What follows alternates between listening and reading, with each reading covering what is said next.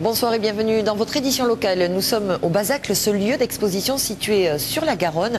Et c'est un véritable trésor photographique qui est proposé ici en ce moment avec 250 clichés de la Toulousaine Germaine Chaumel. Mais nous commençons ce journal avec une étude sur les habitudes de consommation des Français. C'est à Toulouse que le chercheur a enquêté. Stéphane Compon et Marc Ratura l'ont rencontré. J'ai Leclerc, Salle de Virgin, Yves Rocher, Carrefour, Intermarché, non, je n'ai pas. Ikea. Super U, Champion. Des cartes de fidélité qui portent mal leur nom. C'est en tout cas le résultat d'une étude menée par ce chercheur toulousain. Pour Lars Meyer-Warten, 5% des consommateurs sont véritablement fidèles à une marque ou un magasin.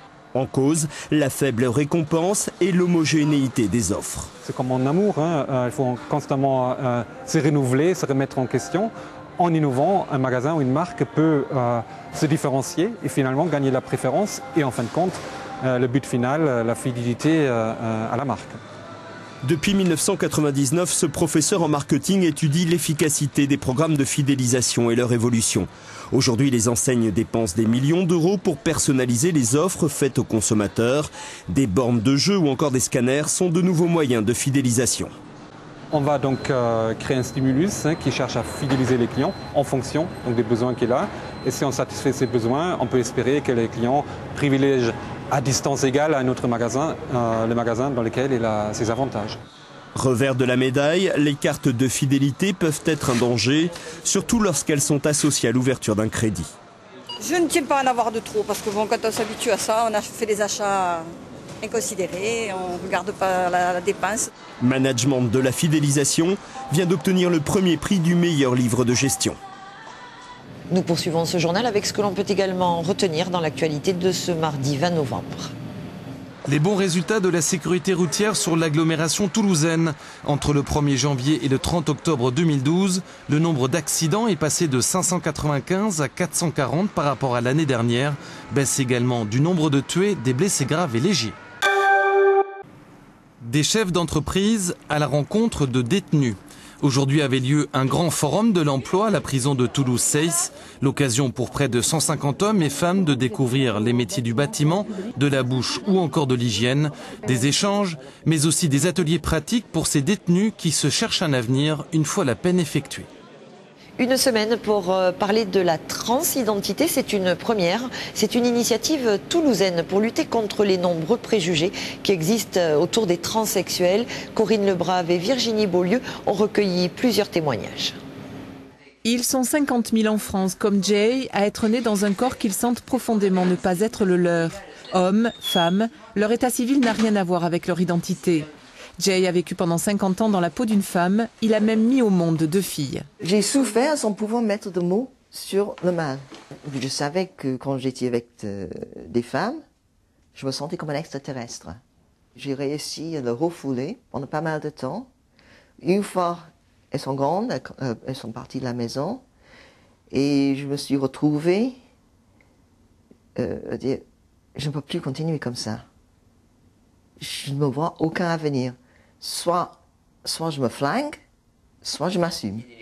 Jay, comme Florence, vivent pleinement leur transidentité, mais ils n'ont pas échappé à l'incompréhension et au regard réprobateur de la société depuis leur enfance. Aujourd'hui, ils se battent pour que l'on sache que les personnes trans sont normales.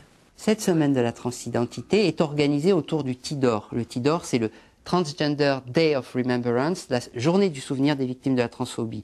Et je vous prie de croire que le nombre de meurtres horribles dans le monde de personnes trans est la raison pour laquelle cette journée du souvenir a été instaurée. Donc, il y a pour certaines personnes, dans certains milieux, une très profonde aversion pour les personnes trans qui peut aller jusqu'à la violence et jusqu'au meurtre. Au quotidien, la lutte contre la transphobie passe également par une reconnaissance légale. Les associations revendiquent la simplification du changement d'état civil. Pour la première fois à Toulouse et jusqu'au 24 novembre, les personnes trans veulent faire entendre leur voix. C'est l'un des grands témoins de l'histoire, de notre histoire toulousaine que l'on découvre ou redécouvre ici au Bazacle. Derrière cette exposition, 4 ans de travail. Le résultat, un hommage à l'incroyable talent de Germaine Chaumel. En novembre 1942, elle sera la seule à photographier les soldats allemands place du Capitole. C'est bien sûr interdit. Le Rolleiflex caché sous le manteau, elle arpente les rues de Toulouse. Entre 1935 et 1945, elle va prendre plus de 20 000 photos. Elle a 40 ans, elle est correspondante au New York Times et se passionne pour les photos de mode et les portraits. Elle a vraiment pu couvrir un nombre de sujets vraiment large et c'est ce qui fait la richesse de l'exposition aussi, c'est qu'on peut, à travers une période très longue, entre les années 30 et les années 50, avoir un point de vue sur la vie quotidienne des Toulousains. Des photos sur lesquelles les Toulousains se reconnaissent parfois. Des images de Toulouse la nuit, où l'on reconnaît le café du commerce, les Américains, place Wilson, et le cinéma des variétés sur les boulevards. Mais ce que préfère Germaine Chaumel, ce sont tous ces gens, ces anonymes qu'elle rencontre. Quand on connaît le travail de Douaneau, d'Isis, de Jean Dieuze ici localement, qui est aussi dans ce courant humaniste, mais il y a eu un pré-humanisme et je crois que Germaine Chaumel est vraiment le témoin de ce pré-humanisme et de cette photographie qui est tout à fait en prise avec la société. Récompensée par plusieurs prix, elle est pourtant méconnue. C'est avec d'autant plus de plaisir qu'on découvre ici celle qui se cachait derrière l'objectif. J'ai un souvenir d'elle, de quelqu'un d'extrêmement vivant, d'extrêmement cultivé, mais surtout d'extrêmement joyeux.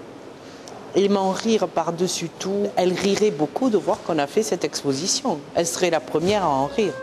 Une exposition à découvrir jusqu'au 24 février. C'est la fin de cette édition locale. Merci de l'avoir suivi. Votre 19-20 se poursuit. Bonne soirée sur France 3.